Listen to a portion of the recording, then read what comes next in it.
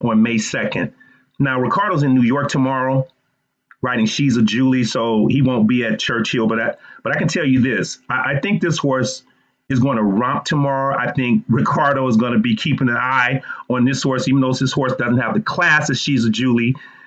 I think that Ricardo is not going to be able to wait to get back to get on this horse Scolding. I think that this horse stands out, and I'm looking for big things from this horse tomorrow. The number 5 horse Scolding, also my red tag special. I'm going to use 4 horses in this pick 4 race here at Churchill, the 10th. The one horse I'm going to use is going to be the number 10 horse, She Can't Sing. And She Can't Sing also came out of a race with the number 11 horse, Shadowly, which I will talk about in a second. They both came out the same race. Now, the number 10 horse, She Can't Sing, is a runner for Chris Block. Gabe Saez will ride. This horse finished second at long odds, 29-1 at this meet at Churchill. 87 buyer. The horse has a win on Churchill surface, so that's a good thing. We know she can perform. She's a 3-year-old filly by Bernardini. This horse is looking at the running lines. This horse sits in the middle. She has tactical speed. She's somewhere around 2 to 3 lengths off the lead at just about every call early. She makes her run. I think that the horse will be in the mix. Now, it's interesting that Brian Hernandez goes to the 5 horse Scolding after riding this particular horse last time. Now, that's kind of like if you're the type that play the musical chairs with the riders and see where they go to. You know how people say, well, they may have committed to this particular horse because of a particular barn and things of that nature. But I still like both of the horses because I'm not, like I say, I'm not going to not like She Can't Sing because I know Gabe Saez can ride. So I'm going to use both of those horses, She Can't Sing, as well as the 5 horse that Brian Hernandez jumped on Scolding, and the number 11 horse, Shadowly.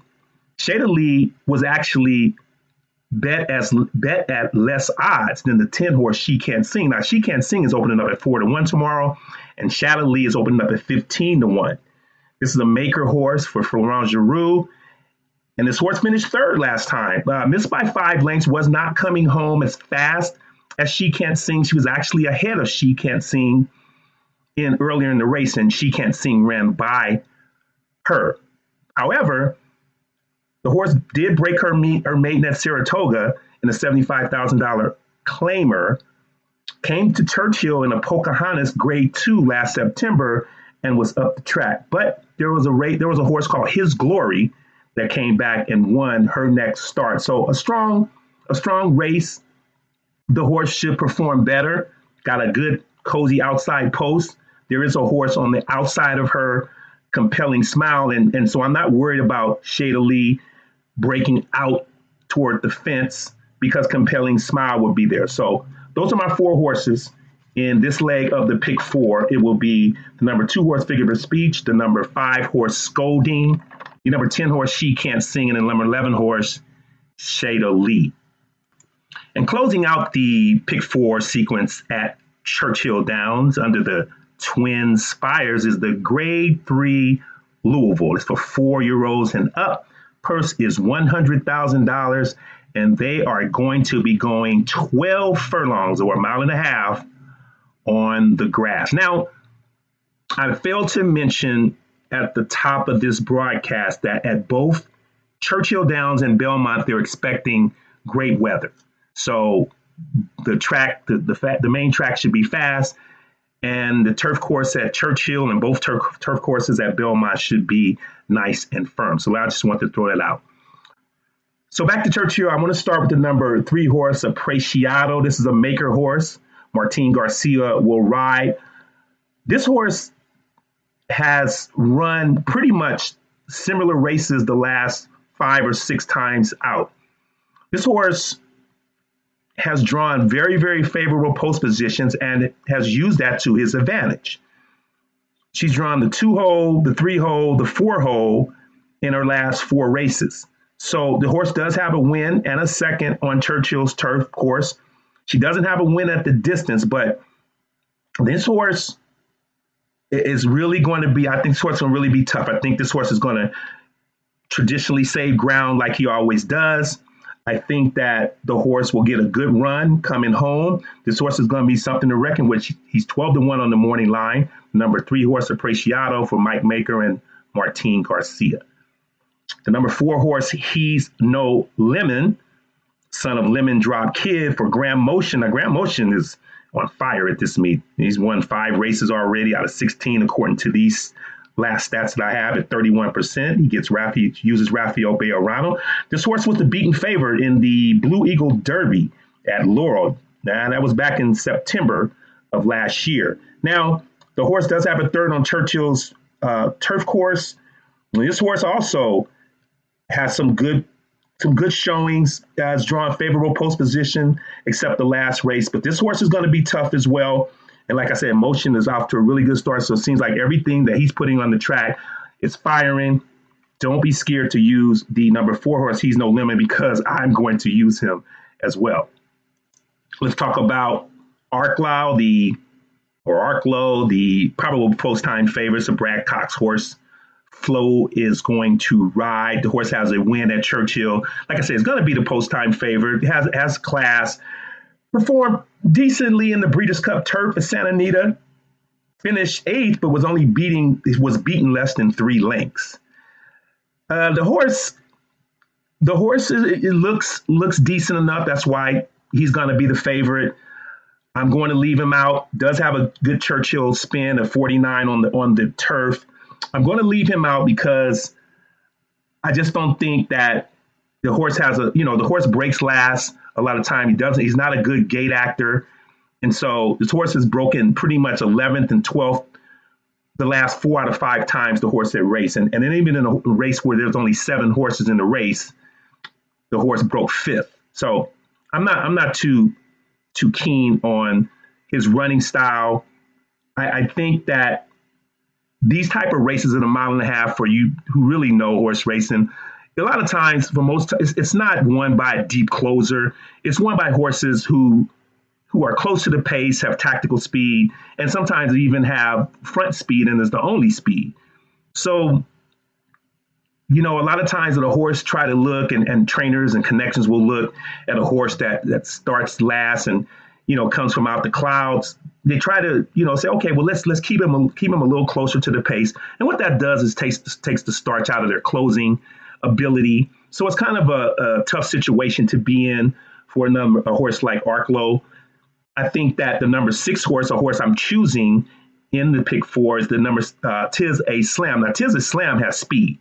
And this is the kind of horse that's going to be dangerous, because I'm looking and there's not a whole lot of speed signed up here. This is an at-field horse who's obviously a classic turf trainer, Tyler Gaffleon. He can ride. He's having a decent Churchill meet. This horse had a 3-race winning streak on the turf, one of them at Churchill Downs, then went up north, or went over to Toronto and won a grade 3 and a grade 2 on the turf at Woodbine, all on the front end, both at a mile and a half. Now, this horse hasn't got the lead in his last 2 starts, in the Northern Dancer and the Red Smith at Aqueduct. Hadn't been seen since November 19th, but I think with the race being void of a lot of speed, I think the plan is to send this horse to the front or be on the lead. So this horse, like I say, has won greatest stakes wire to wire on the Bill Daily. So I don't think there's any reason to think that this horse won't be close to the pace tomorrow. So it's actually my top choice in the race, which is the number 6 horse, Tiz A Slam. So in recapping this race, the 4 horses I like, or is it 3? The 3 horses I like in this particular race are the 3 Appreciado, the 4 He's No Lemon, and the number 6 horse, Tiz A Slam. So as far as the pick 4 ticket I gave out, it will be $108 for $1 and $54 for 50 cents. So as I say all the time, do your thing. I'm trying to give out winners. Your budget and my budget may be 2 different things. So like I said, the most important thing is me to give out winners, or what I think is going to win. And hey, if you're able to double that, then that'll be a good thing for you too. Turning to Belmont Park, the 4 races I will cover We'll begin with the sixth race and end at the ninth race, which is the Grade I Ogden Phipps. Now, it's also going to include a Grand Slam play for you New York and Naira bettors. So the first race in this sequence, like I said, is a six race, 6 furlongs on the inner, first 32, or claiming price 32, first 52. This is for 3-year-olds and up. And there's 12 signed up. So normally when you get 12 horses, it's a good betting race. And I'm going to start with the 4-horse Celebration. This is an older horse. He's 7 years old, trained by Francis Abbott. Kendrick Carmoose rides. This horse was previously trained by James Toner. So there must have been an owner change, and that's why Francis is taking over with this horse. Now, this is one of my handicapping angles that I like. I like when a horse is sent to a new barn, even if whether they're claimed or just sold or have a new owner, because it's something that new trainer is probably going to do different. And I think that in this particular case, Celebration is a typical type of horse that is shown a lot of speed. Now, he did win 3 back at Aqueduct, got an 87 buyer, but the last 2, he's just been eaten up on the front end. I'm thinking, I'm not Nostradamus or anything like that, but I'm thinking that Celebration will be taken back today. The horse does have a race on Belmont's turf, was finished out of the money. So I think there's going to be some different tactics. The horse does have natural speed. I don't think the horse is going to come from 7th or 8th. I think the horse should be 3rd or 4th, maybe 2nd. And I think you're going to see a different result from the normal 4-horse Celebration in tomorrow's 6th race over at beautiful Belmont Park. The number 7-horse Pocket Change was on a claim and drop last time. Claim for 40, dropped to 32 today. And this horse is the first time gelding. This horse is 0 for 3 on Belmont's turf course, which is not something that I sign up for and run to the windows with. The horse has shown some speed on the turf in previous starts. I'm looking at how the horse was also claimed 2 times, the last 2 times he's run. So the horse has some back class, ran in a lot of stake races at Saratoga and Gulfstream in the past. So I'm just looking at maybe this horse with the gelding, being the first time gelding, there's something going to change here. It's a claim and drop. I'm a bigger fan off the claim and the rise than I am off claim and drop. But, it's a pick 4. I'm going to use multiple horses. I'm not scared to use 4 or 5 horses in a 12-horse field. This is going to be one of the horses I use, the number 7-horse Pocket Change, 8-1 on the morning line. So, yeah, and I think the horse will drift up from that 8-1 morning line. The number 9-horse Pagliacci is a Linda Rice runner, and Jose Lescano rides. Now, I don't know if you noticed the last year or two that Jose Lescano has kind of been Linda's stable rider, kind of rides most of her horses. She used to employ Jose Ortiz, he's married to her niece. So that was a family thing. And, Jose has gotten a lot bigger and, he's accepting other mounts and things like that. So every once in a while he'll ride a Linda horse. But for the most part, it's Jose Lescano. And I think Linda's strength is turf sprints. And Jose Lescano is an outstanding turf rider. And I think that's probably why she kind of employs him and kind of uses him now as her stable rider. He's going to be one of my picks tomorrow. The horse does have a win at Belmont, won on this very inner for $50,000 by a nose with Jose on July 4th last year of all days.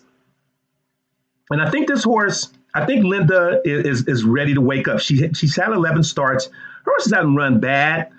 She has 2 seconds in the third according to this data.